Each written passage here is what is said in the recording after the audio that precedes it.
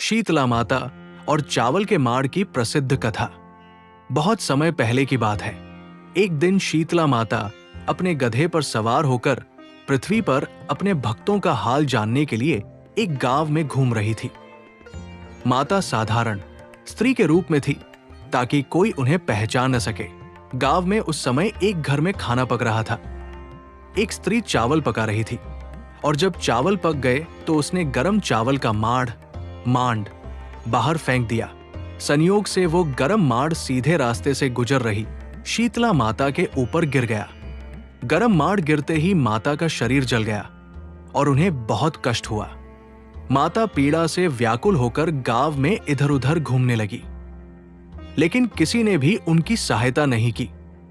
कोई उन्हें पानी नहीं दे रहा था और न ही ठंडक देने के लिए कुछ दे रहा था।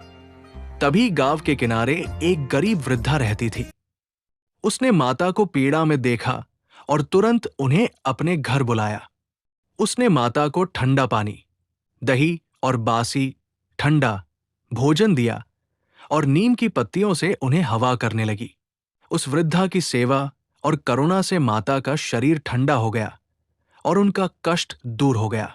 तब माता ने प्रसन्न होकर अपना असली रूप दिखाया और उस वृद्धा को आशीर्वाद दिया कि आज से जो भी मेरे दिन शीतला सप्तमी बटा बसौरा के दिन ठंडा भोजन अर्पित करेगा और चूल्हा नहीं जलाएगा, मैं उसे रोग व्याधि से बचाऊंगी।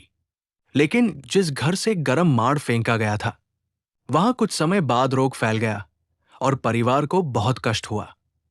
तब उन्हें अपनी गलती का एहसास हुआ और उन्होंने भी माता की पूजा शुरू की। तभी से परंपरा चली कि शीतला सप्तमी के दिन चूल्हा नहीं जलाया जाता और माता को ठंडा भोजन बसौरा चढ़ाया जाता है। इस कथा का संदेश दूसरों के प्रति दया और सेवा बहुत बड़ा धर्म है।